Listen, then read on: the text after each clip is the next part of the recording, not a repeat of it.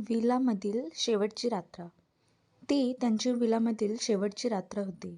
पुन्हा वास्तवात परतण्याआधी एक संधी. हवेत उष्णतेची झुळूक होती. समुद्र बाल्कनीच्या पलीकडे गुजबजत होता आणि वाईनने ज्यांना जरा जास्तच बेधडक बनवलं होतं. मीरा बाल्कनीच्या कठड्यावर हलकेच टेकलेली होती. तिचा रेशमी झगा खांद्यावरून हळूहळू खाली सरकत होता. चंद्रप्रकाश तिच्या अंगावर झळकत होता.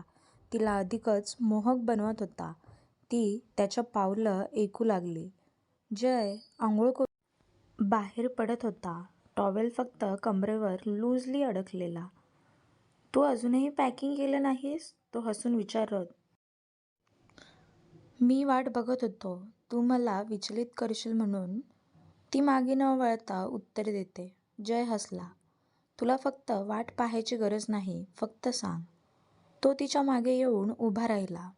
इतकं जवळ की तिच्या अंगावर त्याच्या शरीराची उष्णता जाणवत होती. पण त्याने अजून स्पर्श केला नव्हता. तिचा श्वास थांबला. मग त्याची बोटं तिच्या हातावरून हळूच फिरली आणि तिने संथपणे वळून त्याच्याकडे पाहिलं. आपण 2 रात्री फक्त शांत राहिलो आणि आता ही शेवटची रात्र आहे, ती हळू आवाजात म्हणाली. जयने काही न बोलता तिचा झगा हळूच सोडला. तो खाली घसरून तिच्या पायाशी साचला. त्याच्या बोटांनी तिच्या गळ्यापासून पोटापर्यंत एक रेष आखली, ज्यामुळे तिच्या अंगावर काटा आला. तुला नक्की खात्री आहे का? त्याचा आवाज खोल आणि मोहक होता. आता थांबायचं नाही, ती थरथरत उत्तर देत त्याने तिला उचललं. तिची पायं त्याच्या कमरेभोवती घट्ट गुंडाळलेली गेली. तिचा पाठ थंडसर काचेच्या दारावर लासला आणि त्याचे ओठ तिच्या ओठांवर. चुंबन गरम, ओले आणि अधीर होते. तिच्या ओठांखालून अस्फुट असा सुस्वारा सुसट होता. ती त्याच्याजवळ आणखी घट्ट झाली. स्पर्श शोधत होती, जणू संपूर्ण देह जळत होता. ते घरात परतले, पण अंथरुणापर्यंत गेलेच नाहीत. त्याने तिला गालिच्याच्या वर हलकेच झोपवले. त्याचे ओठ तिच्या मानेलाच नव्हे तर तिच्या मांडीपर्यंत पोचले. प्रत्येक स्पर्श, प्रत्येक चुंबन जणू तिला वेडी करत होतं. ती त्याच्या केसांमध्ये हात घालून त्याला स्वतःकडे ओढत होती, अधीर होऊन.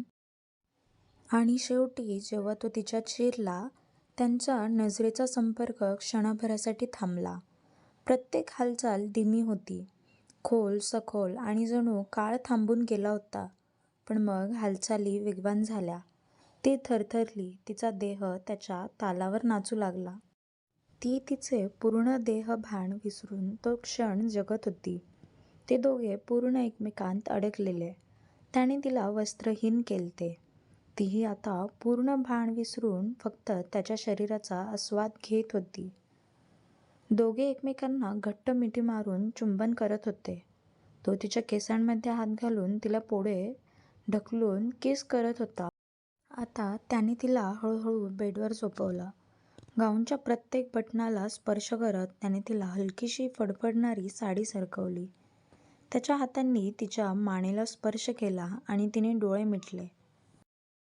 त्यानंतर ती रात्र त्यांच्यासाठी खूपच खास बनली, कारण त्या दोघांनी एकमेकांसोबत घालवलेला तो क्षण व ती रात्र अशी एक मजेशीर एक आठवण बनून त्यांच्या आयुष्यात राहिली.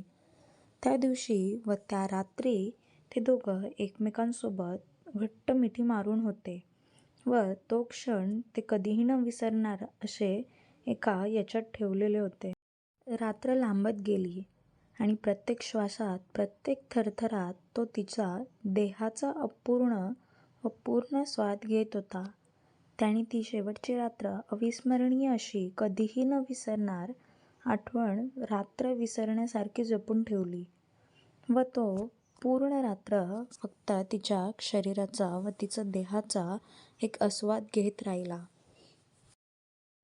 अशाच स्पायसी स्टोरीसाठी लाईक, शेअर, सबस्क्राईब करायला विसरू नका. अशाच नवनवीन गोष्टी आम्ही तुमच्यापर्यंत आणत राहू.